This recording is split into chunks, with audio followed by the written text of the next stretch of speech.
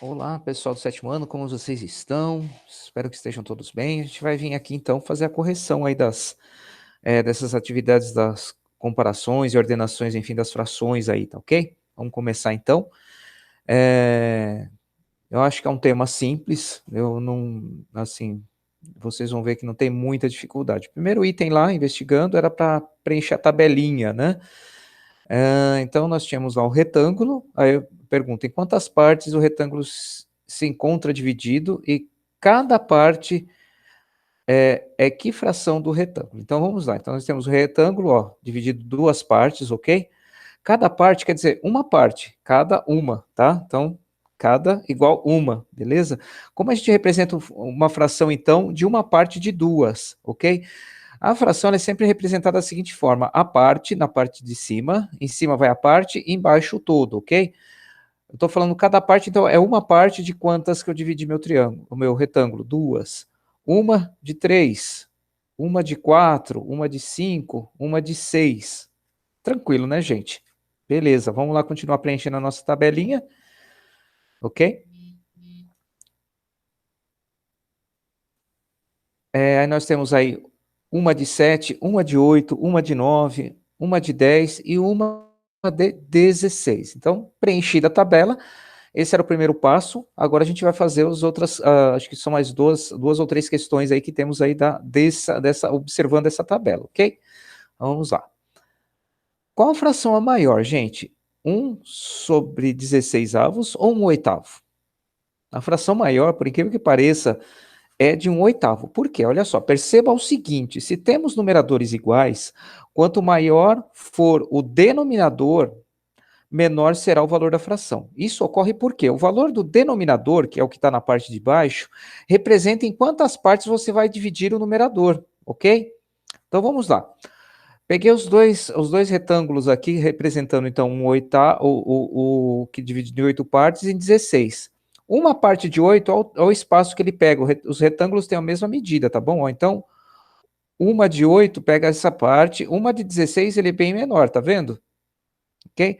Então é por isso. Então, quanto menor for o meu denominador, se os numeradores em cima forem iguais, tá? Os números em cima são iguais, o de baixo, o que é maior, qual que é? É o que tem menor valor, tá bom? Vamos lá, vamos falar em uma, pelo menos a maioria gosta, barra de chocolate.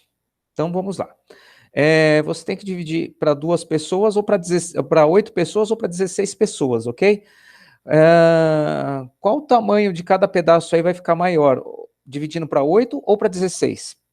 Entendeu? Então, se eu dividir ela em 8 partes, eu vou ter 8 partes maiores do que 16 partes, vai ficar bem menorzinho. É justamente isso, entendeu, gente? Então, espero que fique claro isso. Então, quando temos numeradores iguais, que é os números de cima iguais, ok? Os de baixo, quanto menor for o número, maior é a nossa fração, beleza? Espero que tenha ficado claro. Acho que é tranquilo para vocês entenderem isso aí.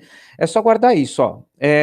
O valor do denominador representa quantas vezes você vai dividir o cara de cima. Então, é isso, tá? Acho que fica fácil pensando dessa forma. Vamos lá. Ó, das frações da tabela, qual é a maior e qual a menor? Então, usando o mesmo método que a gente usou, então, a maior fração qual que é? 1/2 e a menor é 1/16. Aqui de novo, gente, ó.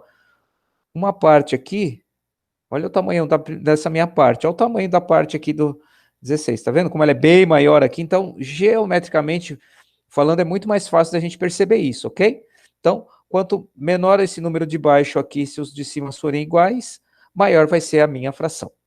Simples assim. Vamos lá, acho que o item C agora. Okay, ó, quando duas frações têm o mesmo numerador, que é o número de cima é igual, como é possível determinar qual é o maior sem olhar a figura, sem recorrer à geometria, gente? Então, ó, de novo, perceba o seguinte: se temos numeradores iguais, os caras de cima igual, quanto maior for o denominador, menor será o valor da fração. Isso ocorre porque o valor do denominador representa em quantas partes você vai dividir o numerador, ok? Então, a fração nada mais é do que uma divisão. Se você tiver dúvida, pode até usar a calculadora e faça a conta para você ver como os números vão dar. Quanto maior o número de baixo, menor vai ser o resultado que você vai ter dessa divisão ou dessa fração, ok? Vamos lá, seguindo a vida aqui.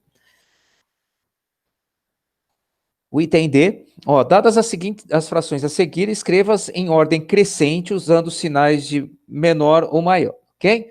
Então, colocar em ordem crescente, do menor para o maior, e depois colocar o sinal de menor aí, ou maior, enfim. Olha só, então, a menor de todas as frações, qual que é? 1/16, ok? De novo, gente, se os numeradores, os caras de cima, forem iguais, ok? Comparando cada fração, o que tiver maior número na parte de baixo será o menor deles. Então, ó, 1/16, 1/10, 1/8, 1/6, 1/5, 1/4, 1/3, 1/2, ok? Então, a boquinha aberta, vamos falar assim, o sinal aqui de maior, é sempre voltar a boquinha aberta, sempre virada para o número maior. Se eu coloquei em ordem crescente, quer dizer que o da minha direita sempre vai ser maior do que o da esquerda. Então, tá facinho aqui, ó, tá? Agora vamos fazer uma outra coisa aqui. Vamos, sem colocar em ordem, vamos colocar cada uma, os sinais de maior ou menor aqui, comparado um com o outro aqui. Então, vamos lá, gente, ó. Como vai ficar isso? Olha só que interessante. Ó, então, 1/10 ele é menor do que 1/6, ok? 1/6 é menor que 1/3, e 1/3 ele é maior que 1/16. Já 1/16 é menor do que 1/2, 1/2, ok? Meio é maior que 1/5, ok? E 1/5 é maior que 1/8, tá? Pode ser que você tenha feito dessa forma aqui também, a gente considera, desde que esteja certinho aí o maior ou o menor nas posições corretas, beleza, gente? Para essa primeira videoaula é isso. Depois a gente volta aí e retorna com a continuidade das correções nas próximas videoaulas aí, tá ok, gente? Muito obrigado e até a próxima.